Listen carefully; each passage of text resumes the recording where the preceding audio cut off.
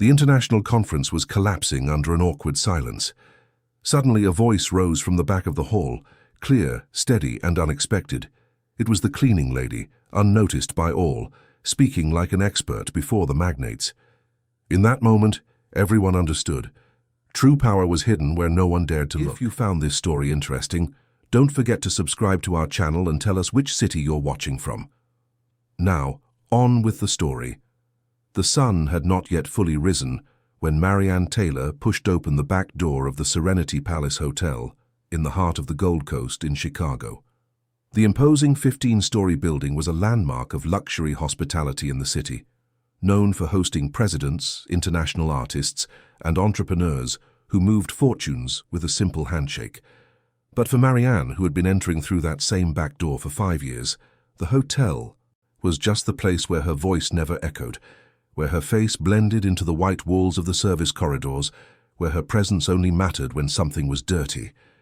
She tied her dark hair into a tight bun, put on the navy blue uniform that smelled of disinfectant even after being washed, and grabbed the cleaning cart that would accompany her for the next 8 shifts. 8 shifts. Marianne did the math in her head as she pushed the cart down the narrow hallway. 64 hours of work concentrated into just 4 days. Then she would have 3 days off. It was the arrangement she had accepted when she needed the job, when the overdue electric bill and late rent left no room for choices. On that Tuesday morning, however, the hotel was buzzing with a different energy. Marianne noticed it as soon as she entered the service hall. Managers were rushing back and forth with tablets in their hands, maintenance staff were going up and down stairs carrying sound equipment, and the head chef, Chef Wilmer, was shouting orders in an English thick with nervousness. Something big was happening. Robert Sampson, the general manager of the Serenity Palace, crossed the main corridor with firm steps, his eyes fixed on his cell phone. He was 52 years old, with perfectly combed graying hair and a reputation built over 3 decades in luxury hospitality. For him, that week represented the pinnacle of his career. The Berghoff International Group, one of Europe's largest hotel chains, had chosen the Serenity Palace to host its annual Latin American Expansion Conference. If everything went well, Robert would not just be the manager of a 5-star hotel in Chicago. He would be the regional vice president of an operation spanning 20 countries. He stopped in front of the lobby mirror, adjusted his Italian tie, and allowed himself a brief smile. He was so close he could taste victory. But there was one detail that bothered him. Maximilian Berghoff, the patriarch of the hotel group, was known for his unforgiving demands. Stories circulated in the industry about hotels that lost million-dollar contracts because the coffee was too lukewarm, or because an employee used an incorrect pronoun when addressing him in German. Robert knew there could be no room for error. Marianne finished cleaning the 3rd floor and went down to the grand ballroom where the conference would take place. It was a magnificent space, with crystal chandeliers hanging from the ceiling like frozen waterfalls, Italian marble floors that reflected light like a mirror, and large windows that offered a panoramic view of Michigan Avenue. She began wiping down the side tables, moving with the precision of someone who knew every corner of that environment. As she worked, her thoughts wandered. Marianne was 34, but she felt as if she had lived 2 completely different lives. The first had ended 5 years ago, on a cold June night when everything fell apart. Before that, she was a different person. A graduate in international relations from the University of Chicago, with a specialization in cultural diplomacy in Germany, fluent in German, English, and French, Marianne had worked in consulates and international organizations. She had a small but charming apartment in Wicker Park, traveled to conferences, and attended diplomatic dinners. But life has a cruel way of turning upside down when we least expect it. Her father, Vincent, fell suddenly ill. The doctors spoke of prolonged treatment, of expensive medications that health insurance didn't cover. Marianne sold the apartment, left her job, and dedicated herself entirely to caring for him. For 2 years, she was his nurse, cook, and companion.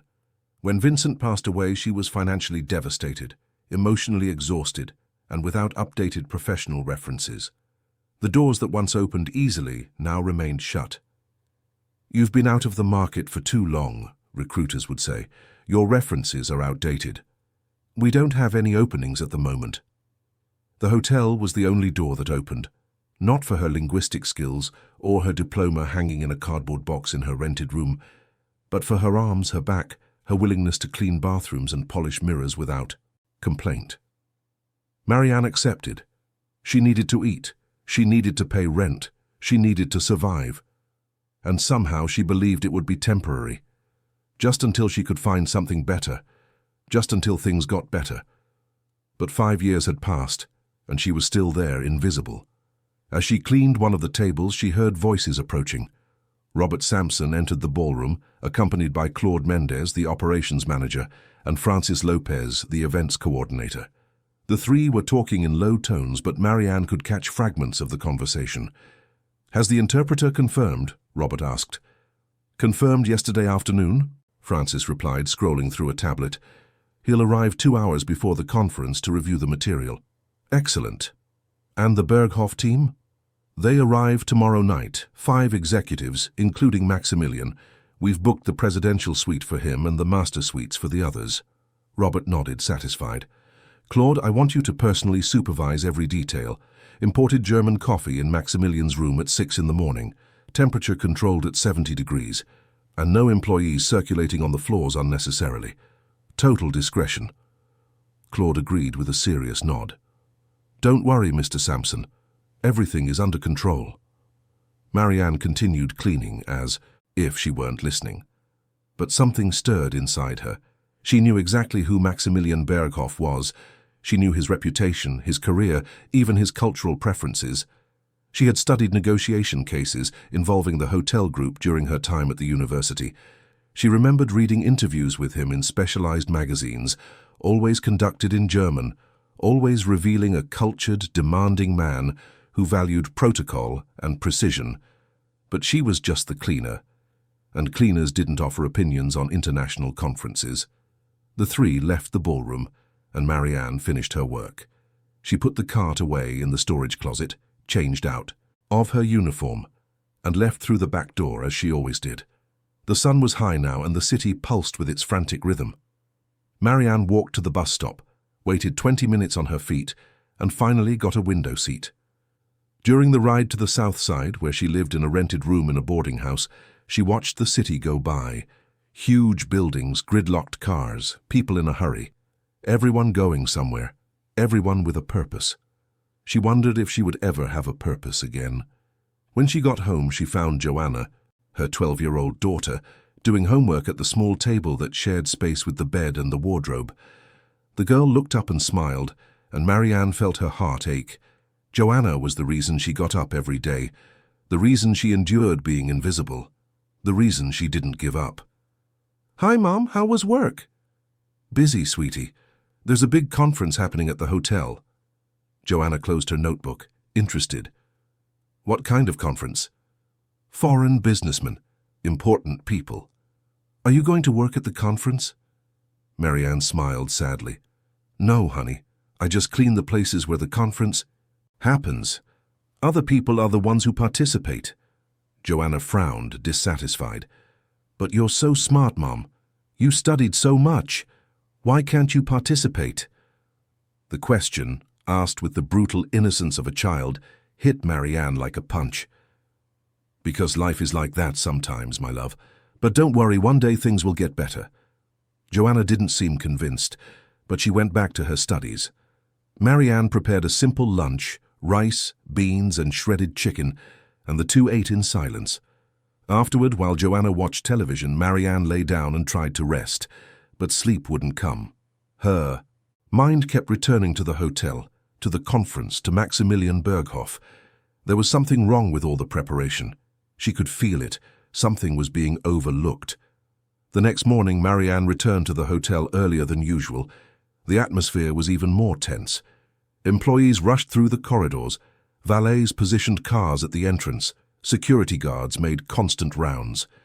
The Berghoff Group delegation was about to arrive.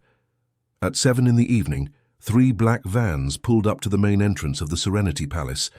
Marianne watched from a distance, from the service corridor just behind the reception, as 5 men in suits got out of the vehicles. In the center, a white-haired man with an erect posture and a piercing gaze, Maximilian Berghoff.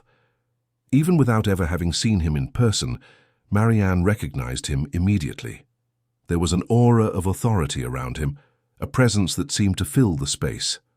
Robert Sampson greeted them with a wide smile, shaking hands and making exaggerated gestures of welcome. But Marianne noticed that Maximilian barely returned the smile. He observed everything around him with critical eyes, like someone evaluating every detail before making a decision. The entourage headed for the elevators, and Marianne returned to her work. She cleaned bathrooms, collected trash, mopped the service stairs. At 10 o'clock, when her shift was almost over, she passed by the grand ballroom and saw there was still activity. Robert, Claude, and Francis were talking to a thin man with glasses who was gesticulating nervously. Marianne slowed her pace, pretending to arrange something on her cart, and managed to overhear part of the conversation. "What do you mean you can't make it?" Robert's voice was loud, almost shouting.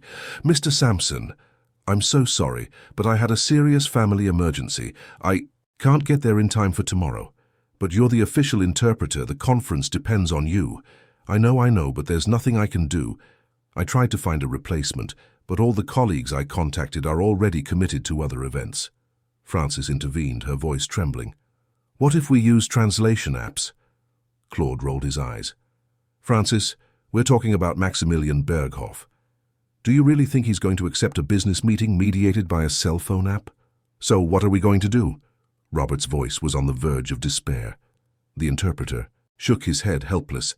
"I'm sorry, I'm truly sorry." He said a quick goodbye and left, leaving the three in a heavy silence. Marianne felt her stomach churn. She knew exactly what this meant. Without a qualified interpreter, the conference would be a disaster. And a disaster meant the Berghoff group would not close the deal with the Serenity Palace. It meant Robert Sampson would lose the chance of a lifetime. It meant that perhaps the entire hotel would suffer the consequences. She finished her work and left, but during the entire ride home she couldn't stop thinking.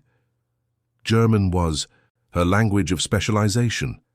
She knew not only the language, but also the cultural protocols, the diplomatic nuances, the expectations of someone like Maximilian. She could help. She could save that conference. But who would listen to her?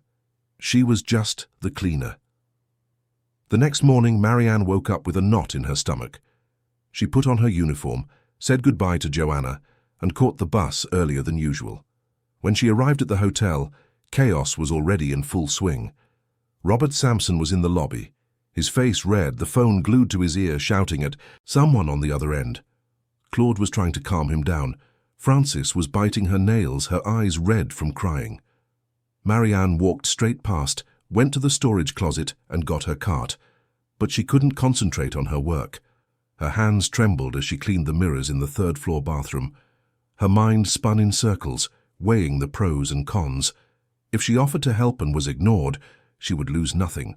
She was already invisible. If she offered to help and was rudely rejected, at least she would have tried. But what if she offered to help and was accepted? What if suddenly everyone looked at her?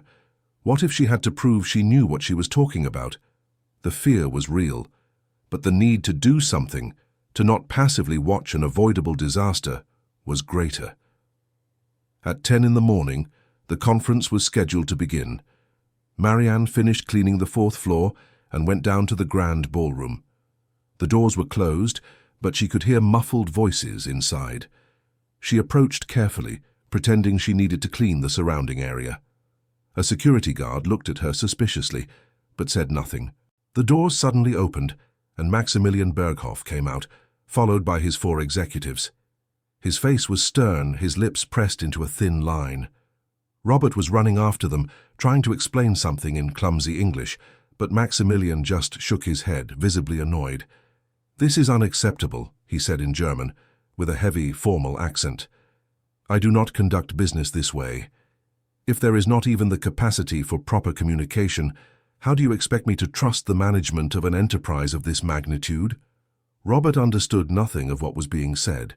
He tried to use a translation app on his phone, but the translation came out delayed, garbled, and nonsensical. Maximilian rolled his eyes and turned to leave. It was at that moment that something inside Marianne broke. She didn't think. She just acted. She dropped the cleaning cloth on her cart, took 3 steps forward, and in perfect German said, "Herr Berghoff, please allow me to translate. I can mediate this communication with the precision you deserve." The silence that followed was absolute. Every head turned in her direction. Robert's eyes widened. Claude's jaw dropped. Frances brought a hand to her mouth. The Berghoff Group executives exchanged confused glances, and Maximilian slowly raised an eyebrow, studying Marianne from head to toe. "You speak German?" he asked, in German, with an evident tone of skepticism. "Yes, sir, fluently. I specialized in cultural diplomacy at the University of Heidelberg. I also speak English and French." Maximilian crossed his arms. "And what is a specialist in diplomacy doing working as a cleaner?" Marianne took a deep breath. This was no time for hurt pride or resentment. It was time to be honest. "Life brought me to this place, Herr Berghoff. But my skills have not disappeared. I know I can help in this conference. I know I can ensure there are no misunderstandings." There was a long pause. Maximilian stared at her, as if trying to decipher whether she was being sincere or if this was some kind of desperate ploy. Finally, he nodded. "Very well, translate this for him," he pointed to Robert. "Tell him that I am deeply disappointed with the lack of professionalism. Tell him that if there is not an immediate change in how this conference is being conducted, my team and I will leave, and the Berghoff Group will not close any kind of deal with this hotel." Marianne turned to Robert and in clear, direct English delivered the message. Robert turned pale. He swallowed hard. And then he looked at Marianne as if he were seeing her for the first time. You speak German?" "Yes, sir." "And you can translate the entire conference?" "Yes, sir, I can." Robert looked at Maximilian, then at Marianne, then at Claude. The decision was in his hands, but he had no choice. Then fine. You will translate." Maximilian nodded, looking minimally satisfied. "Let us begin again. But I expect excellence. Nothing less." Marianne nodded, her heart pounding. She left her cleaning uniform on the cart, fixed her hair, and entered the grand ballroom alongside the international delegation. Robert and his team followed, still in shock.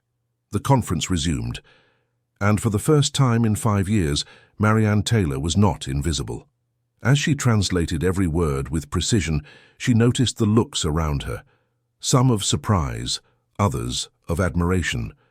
But there were also looks of suspicion.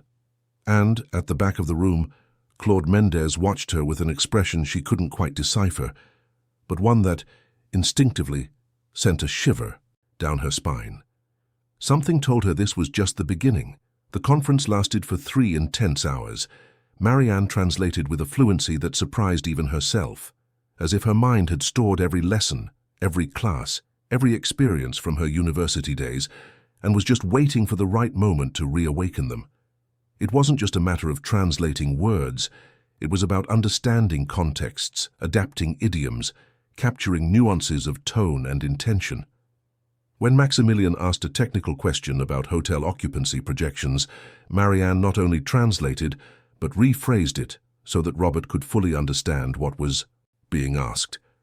When Robert tried to explain the competitive advantages of the Serenity Palace, she translated it into German with the formality and respect that Maximilian expected. At the end of the meeting, Maximilian stood up and, for the first time since arriving at the hotel, offered a genuine smile. He looked at Marianne and said in German, "You saved this conference, miss. Without your intervention, my team and I would already be on our way to the airport."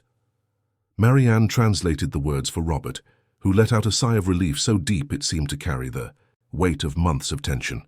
He approached Maximilian and, with Marianne mediating, thanked him effusively. They scheduled a new meeting for the next day, this time with more detailed presentations on the partnership proposal.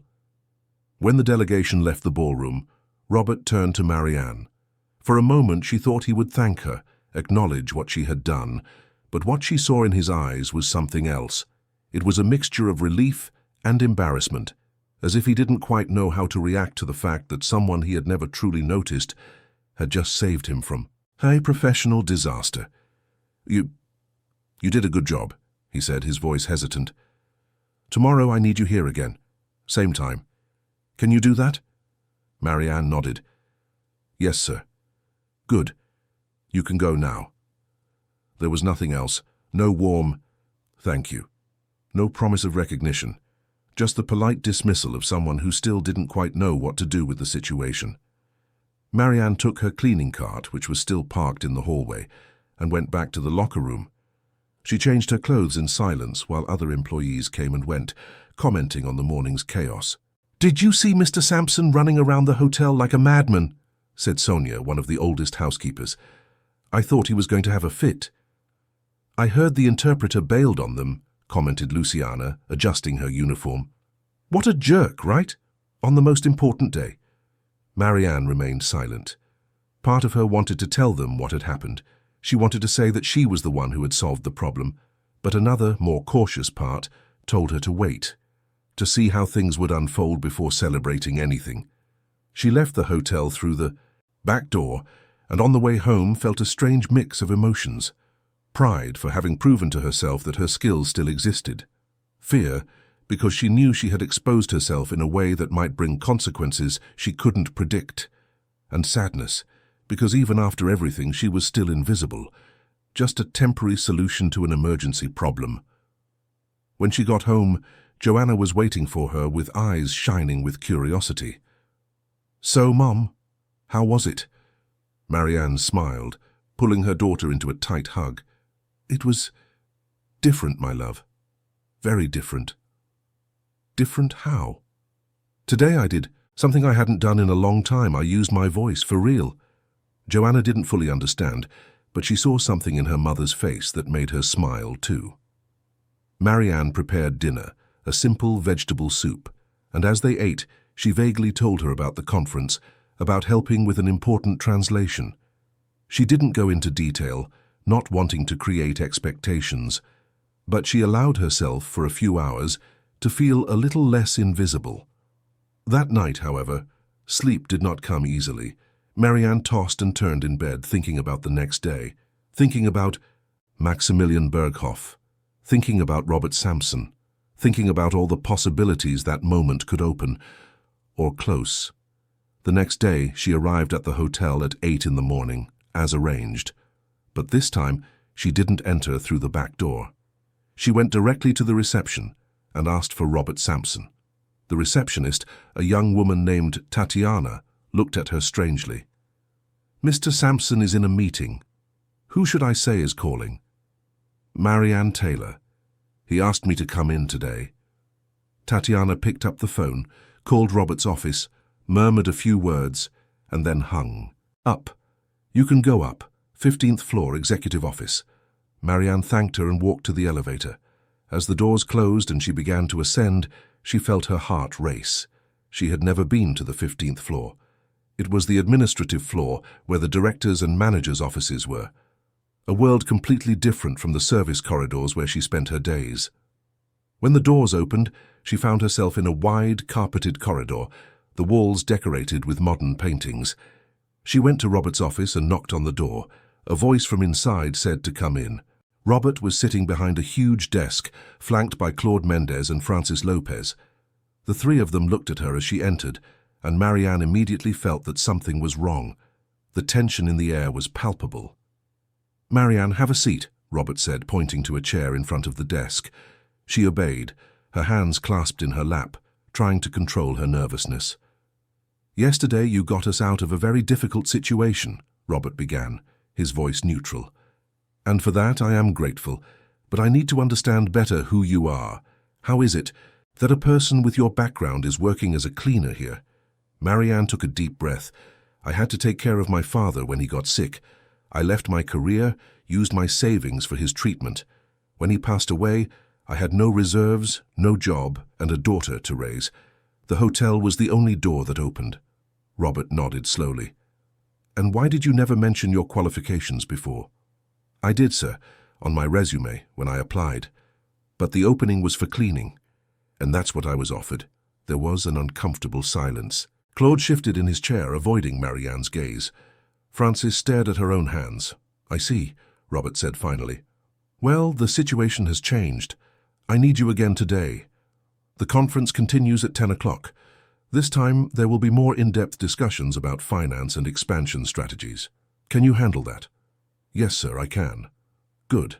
Then get ready. And, Marianne, wear something more appropriate. You can't translate an international conference in a cleaning uniform." Marianne blinked, confused. "I don't have any other clothes here, sir." Frances stood up, grabbing her purse. "Come with me. I'll lend you something." "From my locker. We're about the same size." The two left the office, and Marianne followed Frances to a women's locker room on the same floor. Frances opened a locker and took out a discreet business suit, black pants, and a white blouse. "It's nothing fancy, but it's presentable. You can wear it." "Thank you," Marianne said, taking the clothes. Frances hesitated for a moment, as if she wanted to say something more. Finally, she murmured, "Do you really speak German fluently?" "Yes, and English and French too."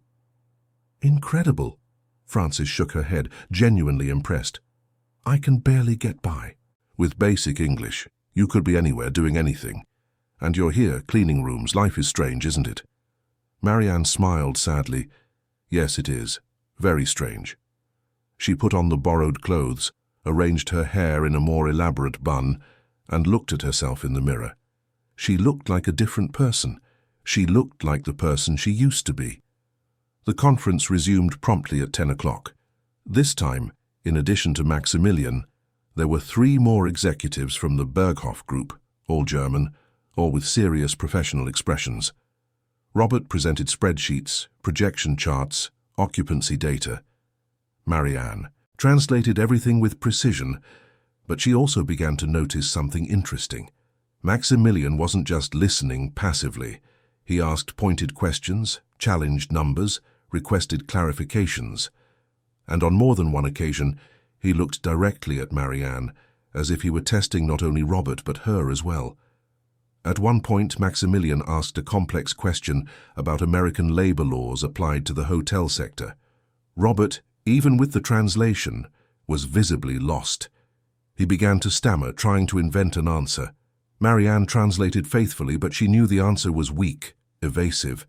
Maximilian frowned, dissatisfied. Then he turned to Marianne and in German asked, "And you, what do you think about this?" Marianne froze for a moment. It wasn't her role to give an opinion. It was her role to translate. But Maximilian was waiting for an answer, and Robert was looking at her with an expression of panic, not understanding what was being asked. She decided to be honest. She replied, in German, explaining that American labor law was robust, especially in the service sector, and that the Serenity Palace, as far as she knew, complied with the basic legal requirements. But she also mentioned that there was room for improvement, especially in terms of valuing internal talent and training programs. Maximilian watched her attentively. "Valuing internal talent, you said? Interesting. And does the hotel have any program for that?" Marianne translated the question for Robert, who vaguely replied that yes, there were internal programs, but he didn't go into detail. Marianne translated back, but she knew the answer hadn't convinced Maximilian. When the conference ended, Maximilian asked to speak with Robert in private.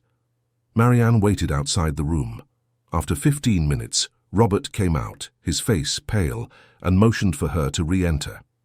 Maximilian was seated, his hands clasped on the table, his expression thoughtful. "Miss Taylor, I would like to ask you a personal question. How long have you been working at this hotel?" "5 years, Herr Berghoff." "And in all that time, no one noticed your qualifications?"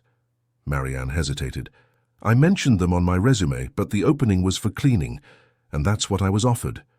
Maximilian shook his head, visibly displeased.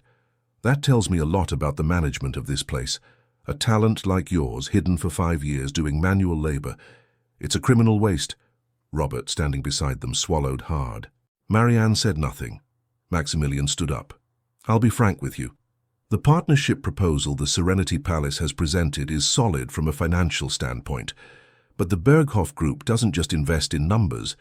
We invest in people, in management, in values, and what I've seen here worries me. How can I trust a management that can't see the talent right under its nose?"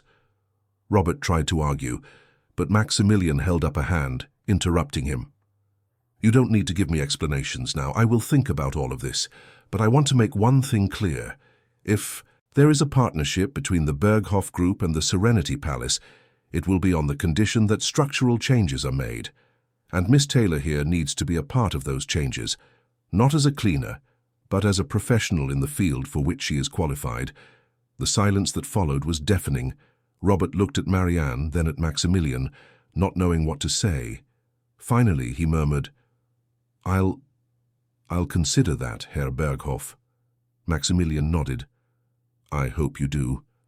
I will retire now. My team and I will return tomorrow for one last meeting. I hope that by then, Mr. Sampson, you will have reflected on what we've discussed. He left the room and Robert sank into his chair, running his hands over his face. Marianne remained there, unsure whether she should leave or wait. Finally, Robert looked at her. Do you realize what just happened? He practically conditioned closing the deal on you being promoted.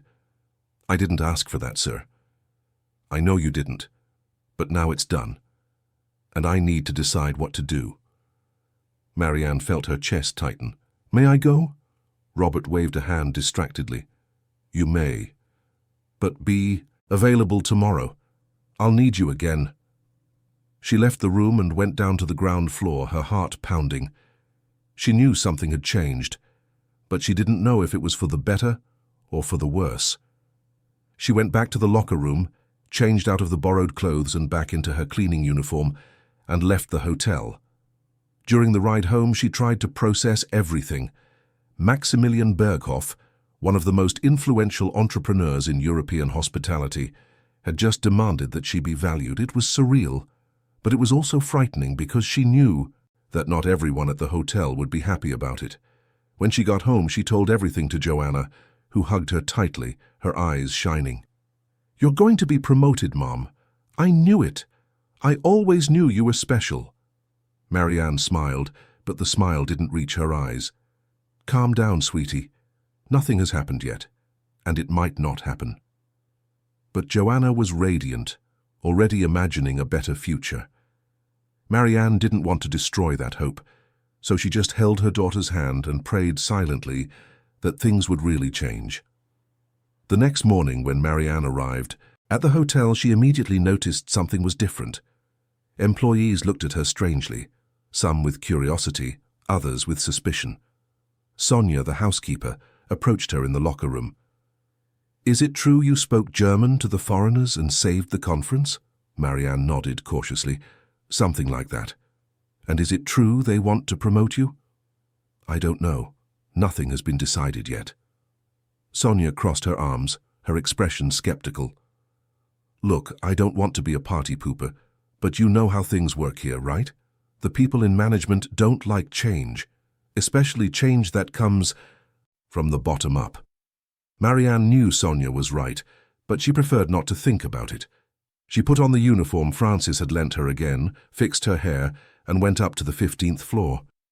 The final meeting with Maximilian was scheduled for 10 o'clock.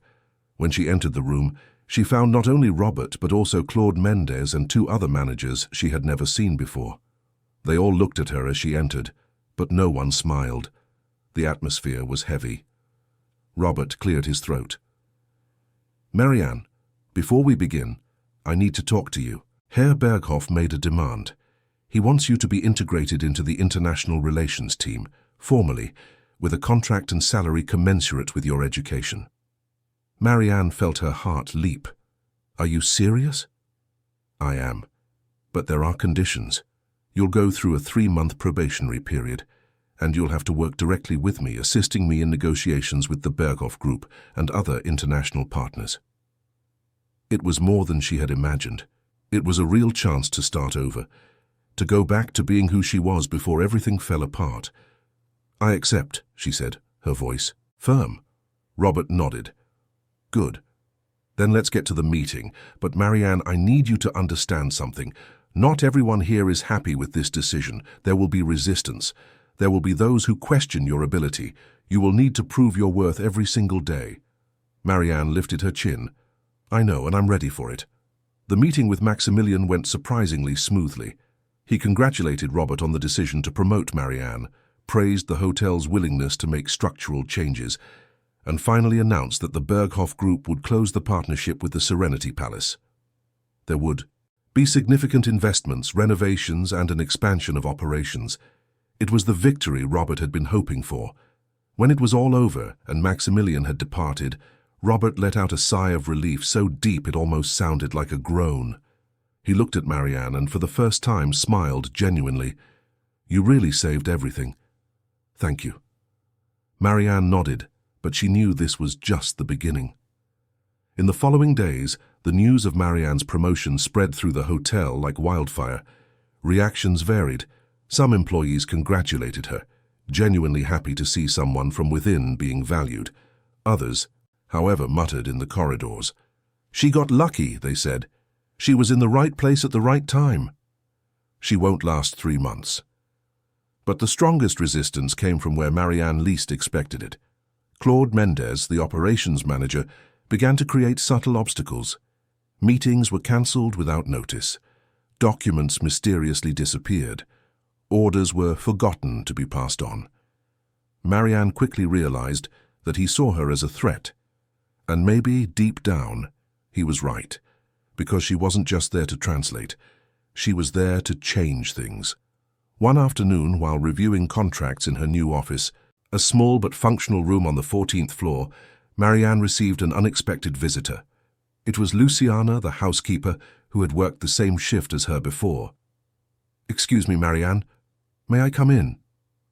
"Of course, Luciana. What is it?" Luciana entered, closed the door behind her, and sat down nervously. I wanted to tell you something, but you have to promise you won't tell anyone where the information came from." Marianne frowned, concerned. "What happened?" "It's about Claude. I overheard him talking to one of the managers in the hallway yesterday. They're planning something against you. They want to boycott you, make you make mistakes in front of Mr. Sampson to prove you don't deserve the promotion." Marianne's blood ran cold. "Are you sure?" "Absolutely. They were talking about not passing on important information, about changing schedules without telling you, things like that." Marianne took a deep breath, trying to control the anger that was beginning to boil inside her. "Thank you for telling me, Luciana. I'll be on my guard." Luciana stood up. "Just be careful, okay? Claude has a lot of influence here, and he doesn't like to lose control." When Luciana left, Marianne was alone with her thoughts. She knew the fight was just beginning, but she was determined not to give up, not after coming so far, not after finally regaining her voice. That night, when she returned home and hugged Joanna, she felt a certainty grow within her. The invisibility was over. Now it was time to fight. The first few weeks in the new position were like walking through a minefield. Marianne woke up every day at 5 in the morning, prepared breakfast for Joanna, reviewed documents she brought home, and always arrived at the hotel half an hour early. She knew she had to be impeccable. Any slip-up would be used against her. Any mistake would be magnified, dissected, and turned into proof that she didn't deserve to be there. Claude Mendez no longer hid his hostility. In meetings, he would cut her off, question her suggestions with poorly disguised sarcasm, and make a point of reminding everyone that she was just a former cleaner. Marianne swallowed her anger, maintained a professional demeanor, and always responded with data, with solid arguments, with the competence that no one could deny. But the resistance didn't just come from Claude. A group, of senior managers who had held their positions for years, saw Marianne as a threat to the established order. If a cleaner could be promoted, what was to stop other rank-and-file employees from starting to question why they didn't have the same opportunities? It was dangerous, it was disruptive, it had to be contained. On a Friday morning, 3 weeks after her promotion, Marianne was summoned to an extraordinary meeting. When she entered the room, she found Robert Sampson, Claude Mendez, and 2 other managers she recognized as Paul Simmons, the human resources manager, and Renata Carter, the financial manager. They all had serious expressions. "Marianne, sit down," Robert said, pointing to an isolated chair as if she were a defendant before a tribunal. She sat, her hands clasped in her lap, her heart racing but her face calm. She would not show weakness. "We've received some complaints," Paul Simmons began, leafing through papers, "about your behavior, about the way you're conducting your activities." Marianne frowned. "Complaints from whom?" "That's not relevant right now," Claude interrupted, his tone sharp.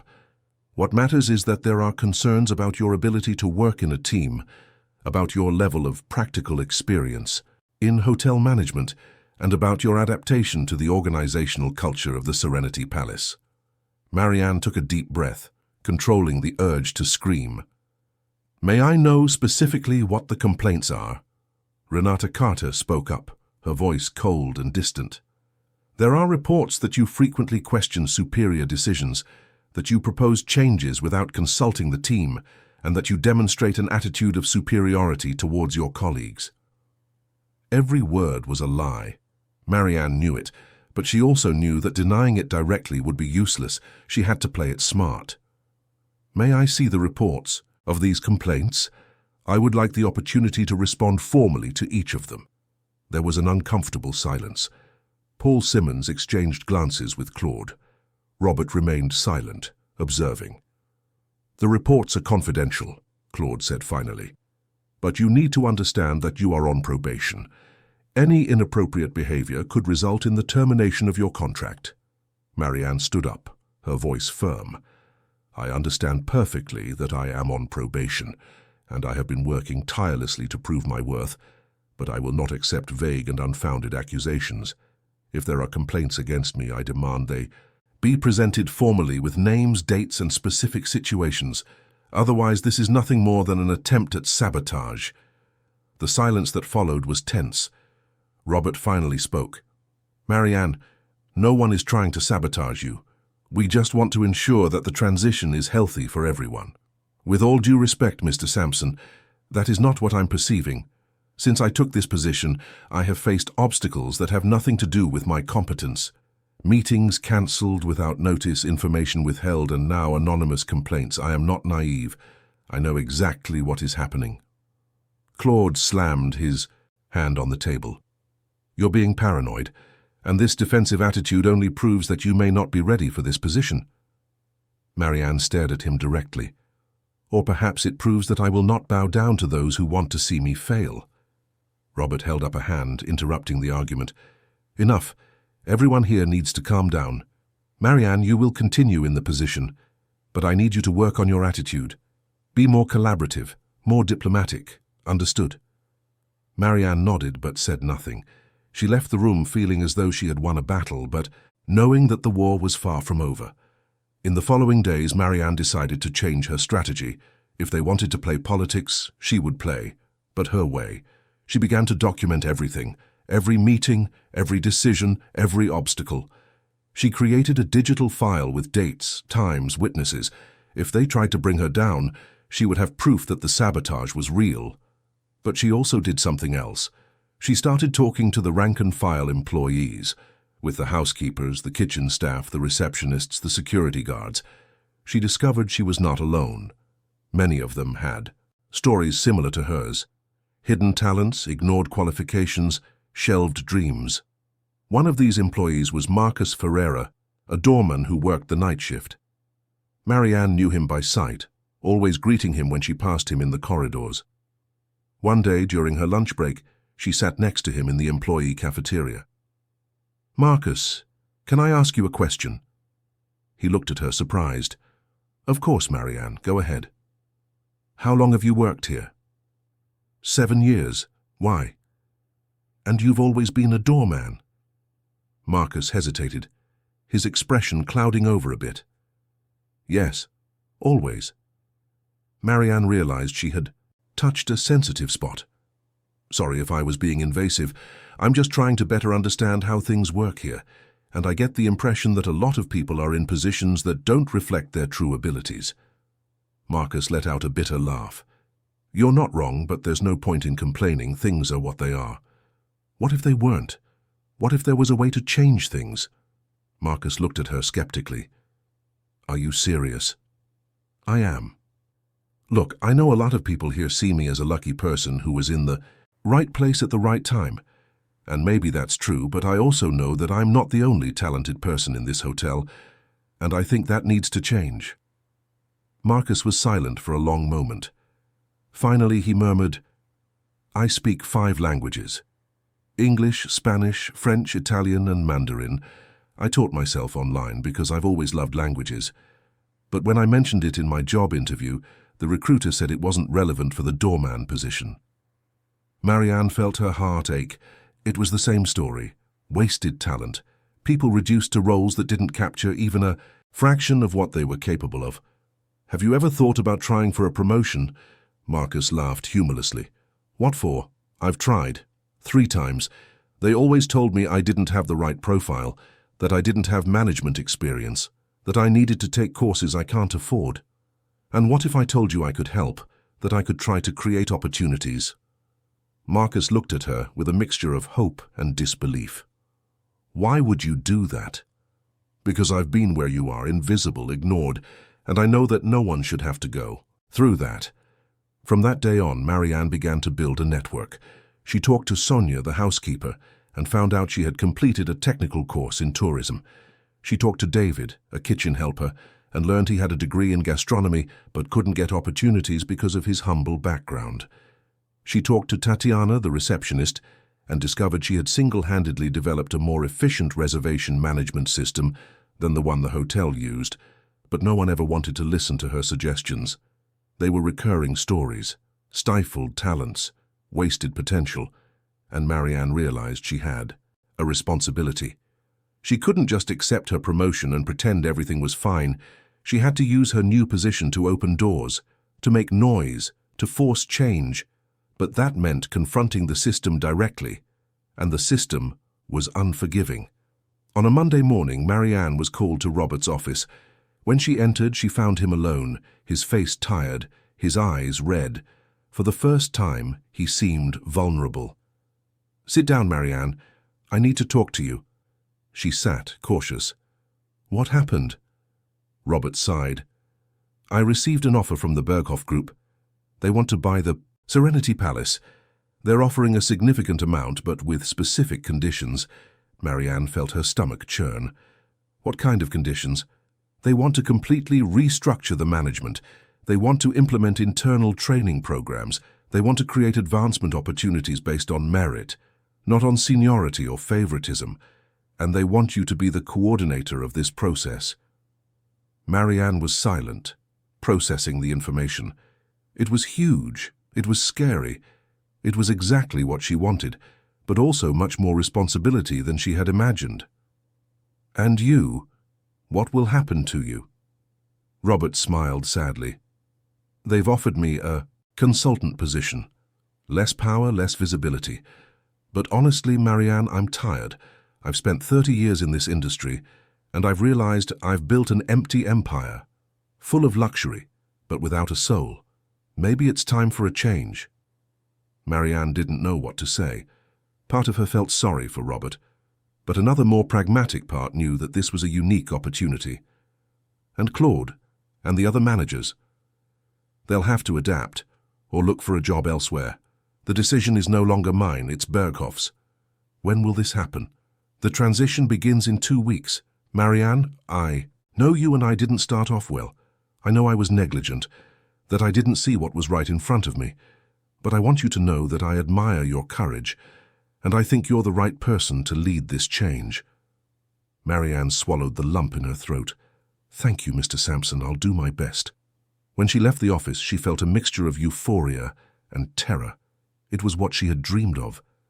But it also meant she would now be an even bigger target. The news of the hotel's sale spread quickly.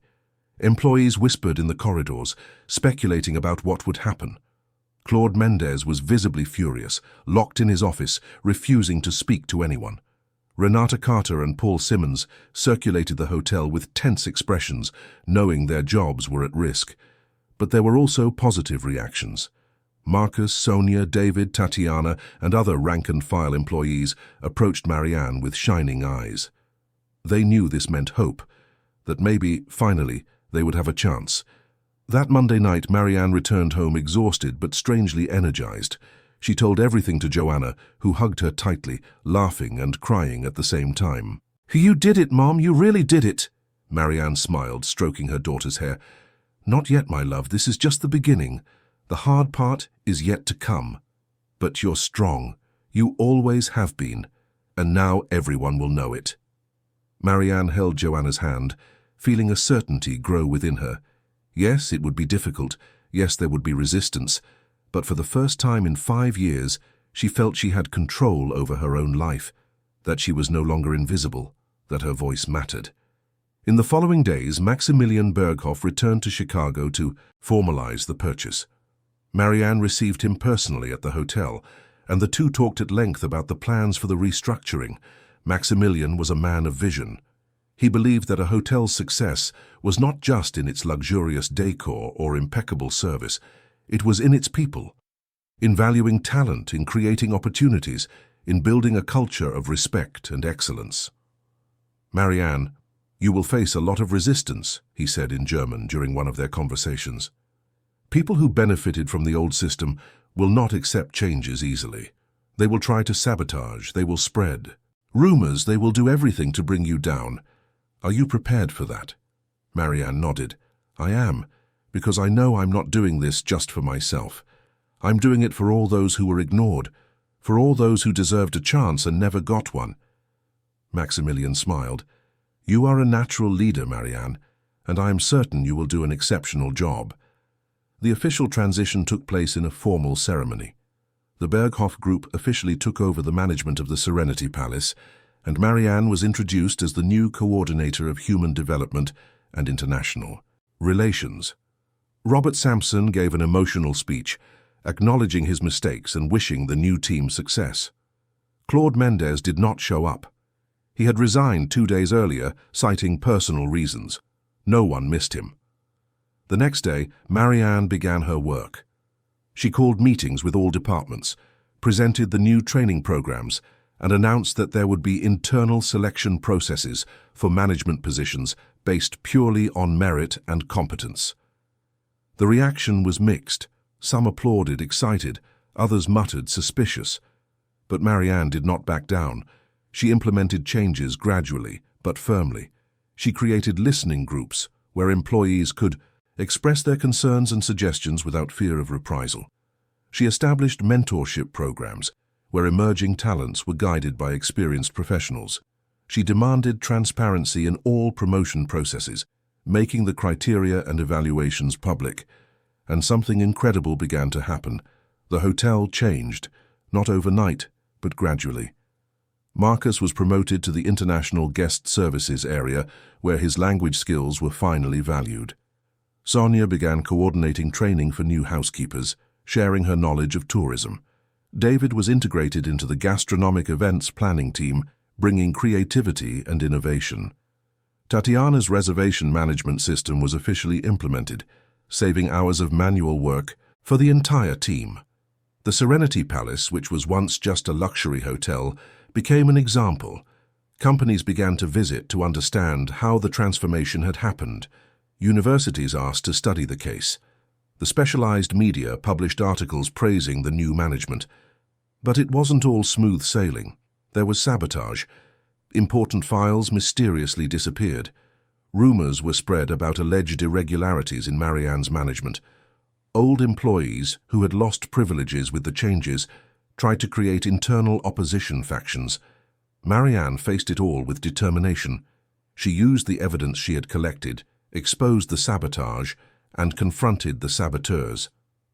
In one particularly serious case, she discovered that one of the managers was deliberately withholding critical information that harmed operations.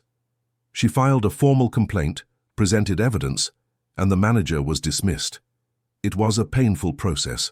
Marianne didn't like conflict.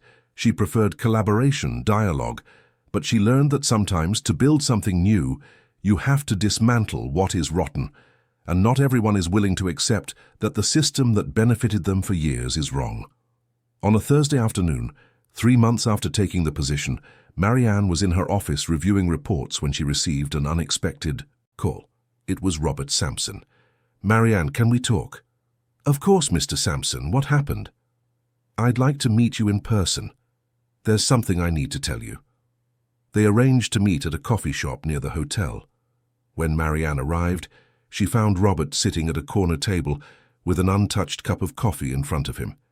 He looked thinner, older, but there was something different in his eyes, a serenity she had never seen before. "Thanks for coming," he said when she sat down. "Of course, what did you want to tell me?" Robert took a deep breath. "I wanted to apologize, truly, for all the years I ignored you, for not seeing your value, for perpetuating an unjust system.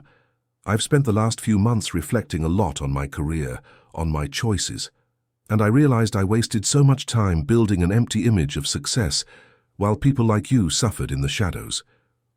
Marianne felt her eyes well up. I don't know what to say." "You don't have to say anything.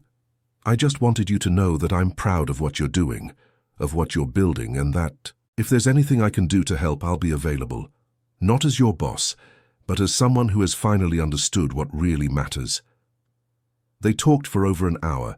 Robert told her about how losing his position had forced him to reevaluate everything, about how he had started volunteering for organizations that helped unemployed people get back into the workforce, about how for the first time in decades he felt he was doing something that truly had meaning. When they parted, Marianne hugged Robert. It wasn't just a hug of forgiveness, it was a hug of mutual recognition that they had both changed, that they had both learned. That night, when she returned home, Marianne found Joanna studying for a history test. The girl looked at her mother and smiled. "Mom, at school today, the teacher asked us to write about someone we admire. I wrote about you." Marianne felt her heart tighten. "Really? What did you write?" "I wrote that you're the strongest person I know, that you never gave up, even when things were hard, that you taught me that we can be invisible to others but never to ourselves, and that when we believe in our own worth, no one can erase us." Marianne hugged her daughter, tears streaming freely down her face. This was what she had fought for this moment, for this hug, for this recognition that yes, it was worth not giving up, that yes, it was possible to change, that yes, hidden talents could flourish. And as she held Joanna in her arms, Marianne knew that the hardest part was yet to come. But she also knew that she was no longer alone, that she had found her voice, and that no matter what happened, she would never be invisible again. 6 months had passed since the Berghoff Group took over the Serenity Palace.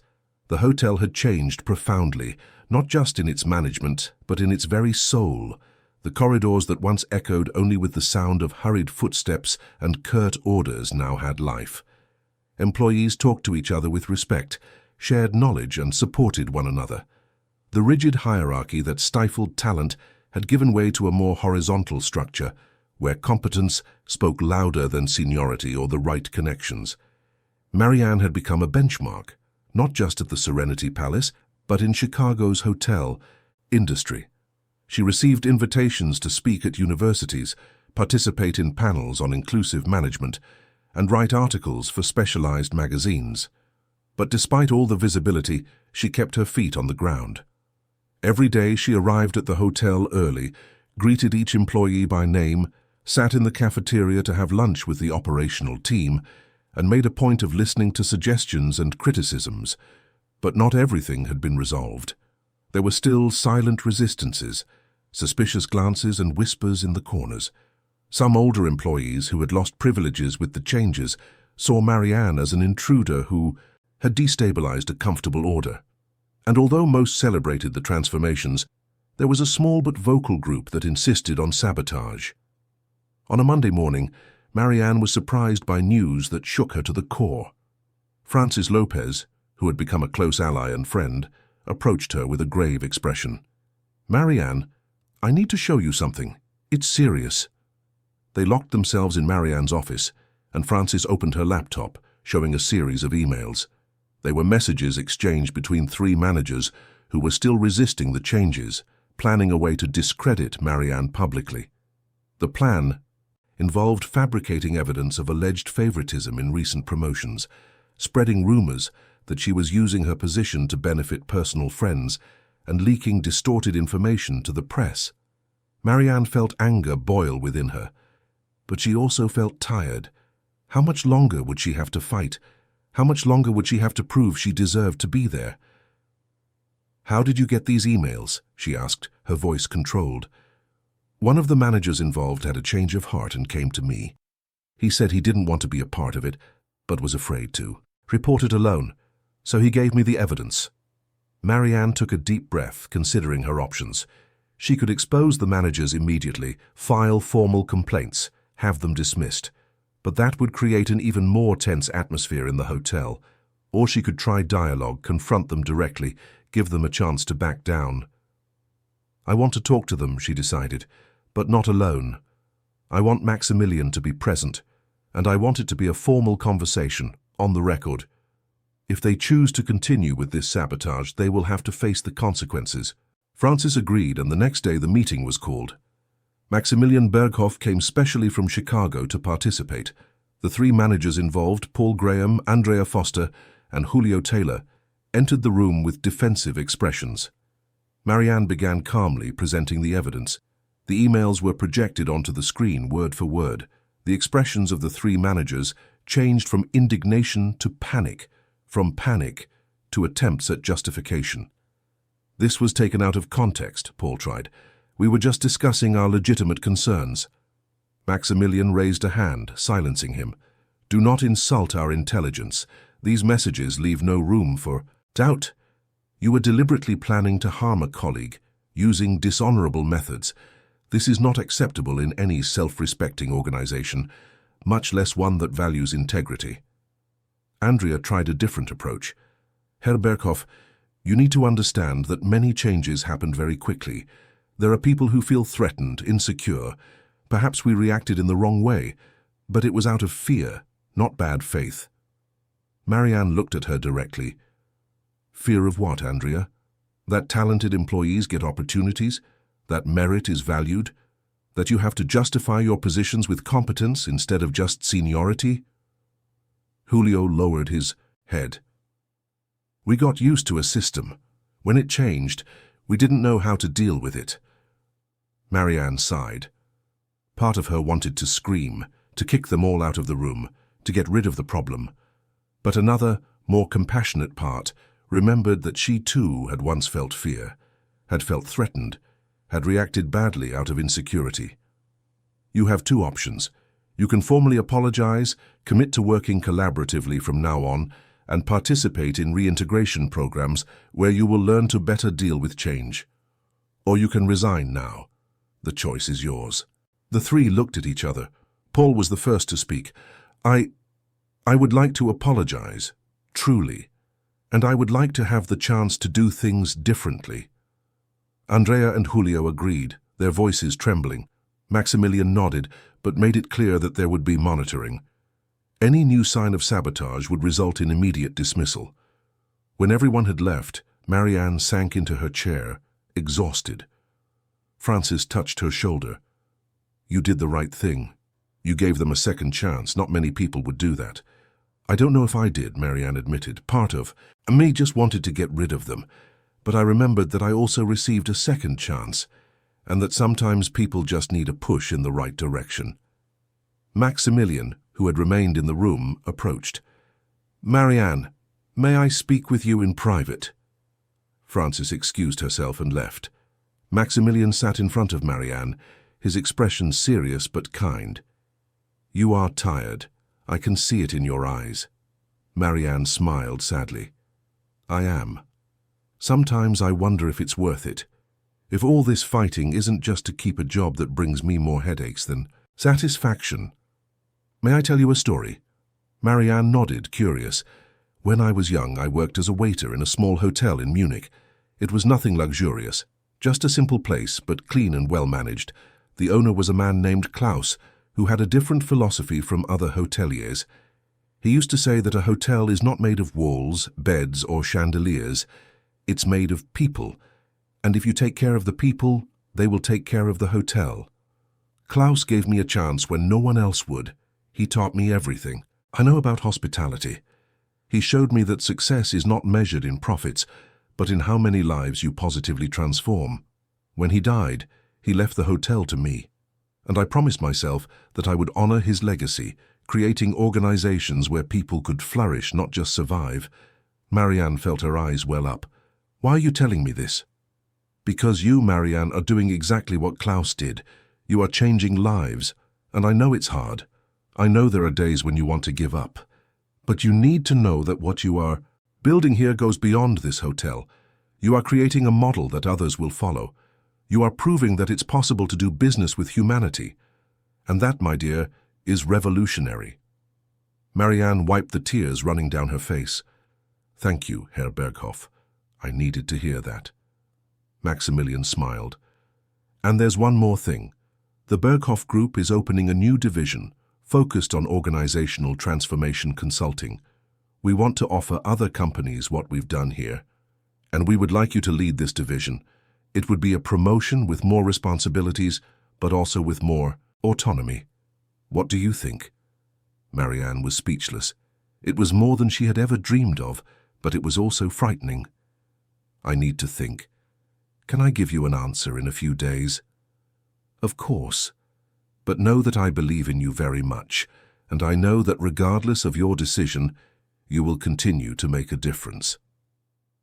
That night, Marianne went home earlier than usual. She found Joanna in the living room, watching a documentary about international careers. The girl looked at her mother and smiled. Mom, look at this. They're talking about people who work in international organizations, doing projects in various countries. I want to do that when I grow up. Marianne sat next to her daughter, pulling her into a hug. You will, my love. I'm sure of it. You know what I realized, Mum? What? You always taught me that we have to fight for our dreams, but you also taught me that it's not enough to fight for ourselves. We have to fight so that other people can dream too. And I think that's what you're doing at the hotel. You're helping other people get the chance you didn't have. Marianne hugged her daughter tighter, tears streaming silently. Joanna was only 12, but she saw the world with a clarity that many adults lacked, and at that moment, Marianne knew what her answer to Maximilian would be. She would accept the promotion, not for pride, not for money, but because there were other Mariannes scattered around the world, other invisible, ignored people suffocated by unjust systems, and she had the chance to do something about it. The next day, she communicated her decision to Maximilian, who received her with a warm hug. Preparations for the new division began immediately. Marianne assembled a team of people who shared her vision. She invited Francis to be her deputy coordinator. She brought in Marcus, Sonia, David, and Tatiana to complete the team, each bringing their unique skills. And together, they began to design transformation programs that would be offered to other companies. But before diving completely into the new project, Marianne made sure to organize an event at the Serenity Palace. It was a celebration, but also a recognition. She called all the hotel employees, from the managers to the cleaning staff, and in the grand ballroom, which months ago had been the stage for her first translation, she gave a speech. When I first came to this hotel 5 years ago, I was invisible. No one knew my name. No one knew my story. I was just another person doing a job that needed to be done, but that no one valued. And for a long time I believed that was what I deserved, that my degree was worthless, that my effort didn't matter, that I was destined to be forgotten. She paused, looking at the attentive faces around her. But something changed, and it wasn't just because I got lucky. It was because I decided not to accept being invisible anymore. It was because even with fear, even with doubt, I raised my voice. And when I did that, I discovered I wasn't alone. That there were dozens, hundreds of people in this hotel and elsewhere living the same reality. Hidden, ignored, wasted. Marianne saw tears in the eyes of Sonia, of Marcus, of so many others. Today I want to recognize each and every one of you, every housekeeper who works double shifts to ensure the rooms are impeccable, every cook who prepares meals with love, every security guard who protects this place, every receptionist who welcomes guests with a smile. You are not invisible. You are the essence of this hotel. And without you, none of this would be possible. The applause started timidly, but soon grew into an ovation. Marianne continued, but recognition cannot be just words. It has to be concrete actions. That's why, starting today, the Serenity Palace will implement a scholarship program for all employees who wish to further their education. Whether in languages, in management, in any area they choose, we will also create a transparent promotion system where everyone will know exactly what they need to do to grow. And we will establish an active listening channel where any employee can bring suggestions, criticisms, ideas without fear of reprisal. More applause. Marianne felt her heart overflow. And I want to give a special thanks to Herr Maximilian Berghoff, who believed it was possible to do things differently, to Robert Sampson, who had the humility to recognize mistakes and support change, to Francis Lopez, who became a partner and a friend, and to my daughter Joanna, who even so young taught me that we should never give up on who we are, even when the world insists on erasing us. When the speech ended, Marianne was surrounded by employees who wanted to thank her, hug her, share their own stories. She spent hours there, listening, comforting, promising that the fight would continue. Because transformation is not a one-time event. It is a continuous process requiring vigilance, courage, and commitment. That night, back at home, Marianne opened her laptop and began to write. Not a professional report, not a corporate presentation, but a letter to herself, to the Marianne from 5 years ago who first walked through the back door of the Serenity Palace carrying a weight of invisibility and despair on her back. Dear Marianne, she wrote, I know that right now everything seems hopeless. I know you look at your cleaning uniform and feel like you've lost everything, that you've thrown away years of study, of effort, of dreams. I know you're afraid that Joanna will grow up seeing you faded, forgotten, reduced to a role that doesn't reflect who you are. But I want you to know one thing. You are not finished. Your qualifications have not disappeared. Your worth has not diminished. You are just going through a difficult phase, and that does not define you. One day you will have the chance to show who you really are. And when that chance comes, you will seize it. You will be scared, you will doubt, but you will do it anyway. And you will discover that you were never alone. That there are other people like you, waiting for someone with the courage to shout. So shout, Marianne. Raise your voice, because you deserve to be heard. And the world needs what you have to offer. With love, Marianne from the future. She saved the file, closed the laptop, and looked out the window. The city of Chicago glittered outside. Millions of lights, millions of stories, millions of invisible people waiting for a chance. And Marianne knew she couldn't save them all. But she could try. She could use her voice, her position, her story to open paths, to show that it's possible to change, that it's possible to bloom even after being pruned. 2 weeks later, the Berghoff Group's new consulting division was officially launched. Marianne and her team began working with companies from various sectors, helping them identify hidden talents, create fairer systems, and genuinely value their teams. The work was intense but gratifying. Every organization they transformed was a victory. Every promoted employee was proof that the model worked. And the Serenity Palace? It became a case study. Universities sent researchers to understand how the transformation had happened. Business magazines published articles praising the new management. The hotel not only maintained its excellence in luxury and service, but was now also recognized for something greater, for being a place where people mattered, where talents were nurtured, where invisibility had no place. A year after that morning, when everything changed, Marianne was invited to give a keynote speech at an international hospitality conference in Barcelona. She took Joanna with her, who at 13 already spoke English fluently and dreamed of studying international relations like her mother. The two walked through the streets of Barcelona hand in hand, and Marianne felt a peace she hadn't felt in a long time. It wasn't the peace of arrival, but the peace of the journey, the certainty that she was on the right path, even if the path was still long. On the day of the speech, the auditorium was packed. Hundreds of people from various countries, all curious to hear the story of the woman who had been a cleaner and had become one of the most important voices in organizational transformation. Marianne took the stage, looked at the audience, and began. My name is Marianne Taylor, and for 5 years I was invisible. She told her story without embellishment, without filters. She spoke of the pain, the fear, the shame, but she also spoke of the courage, the resistance, the hope. And when she finished, the auditorium erupted in applause that lasted for minutes. People stood up, moved. Some were openly crying. After the speech, dozens of people approached her. Many shared their own stories. A hotel manager from France said he had realized he was also ignoring talent in his team and promised to change. A businesswoman from Argentina said she had been inspired to create training programs in her company. A young student from the United States said Marianne's story motivated him not to give up on his dreams, even when everything seemed impossible. And Marianne realized something fundamental. Her story was not just hers. It belonged to everyone who had ever felt invisible, to everyone who had ever been ignored, to everyone who was still fighting to be seen. And by sharing her story, she was giving a voice to millions. That night at a seaside restaurant, Marianne and Joanna had dinner together. The girl looked at her mother with admiration. "Mom, you're amazing. You know that?" Marianne smiled, holding her daughter's hand.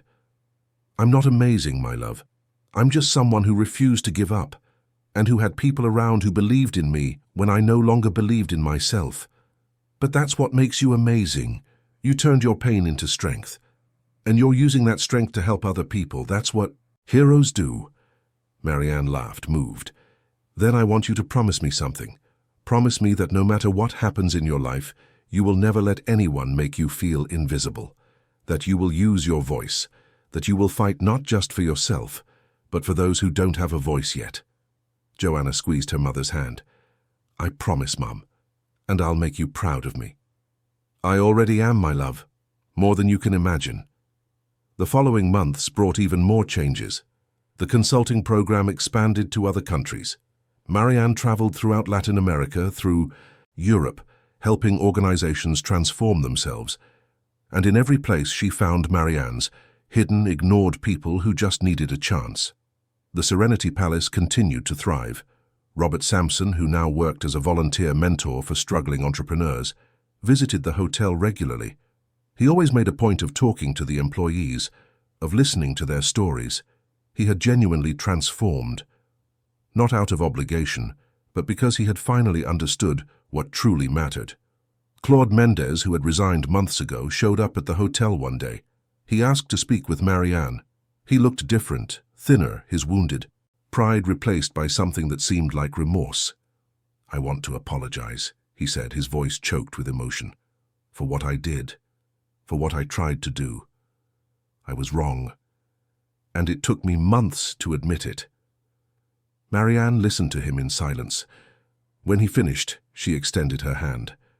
"I accept your apology, Claude, and I hope you find peace with yourself." He shook her hand, his eyes moist, and left. Marianne didn't know if he would truly change, but she had done her part. She had shown that even those who have done wrong can be heard, can be forgiven, can have a chance to start over. And life went on. Marianne continued to work tirelessly, but she also learned to rest, to value the simple moments with Joanna, to celebrate small victories, to recognize that transformation is not a destination, but a constant journey. On a Sunday afternoon, 2 years after that morning when it all began, Marianne was sitting on the sofa of her new home, a small but cozy apartment in Lincoln Park, reviewing a project. Joanna was beside her studying for a history test. The phone rang. It was Maximilian. "Marianne, I have some news. The Berghoff Group has been invited to present our management model at the United Nations, and we want you to be the representative. What do you think?" Marianne smiled, looking at Joanna. The girl noticed something in her mother's eyes and smiled back. "I accept, Herr Berghoff. It would be an honor." When she hung up, Joanna asked, "What was it, Mum?" "I'm going to present our work at the UN." Joanna hugged her mother, radiant. "You deserve it, Mum. You deserve every good thing." And Marianne, holding her daughter in her arms, felt that she had finally found her place in the world. It wasn't a place of luxury or glamour. It was a place of purpose, of meaning, of impact. And she knew that her journey, which had begun in a dark corridor of a hotel in the shadows of invisibility, had transformed into something greater than she could have ever imagined, because Marianne Taylor was no longer invisible, and she was determined to ensure that no one else ever had to be. End of story. Dear listeners, we hope the story of Marianne Taylor has deeply touched your hearts. If you were moved by this journey of invisibility, courage, and transformation, please leave a like, subscribe to the channel, and tell us in the comments which moment stood out to you the most. Every day, we bring intense stories like this one, which reveal the deepest side of the human soul, the struggles we face, and the strength we discover within ourselves.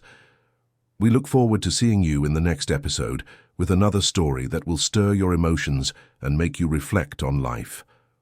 Until then,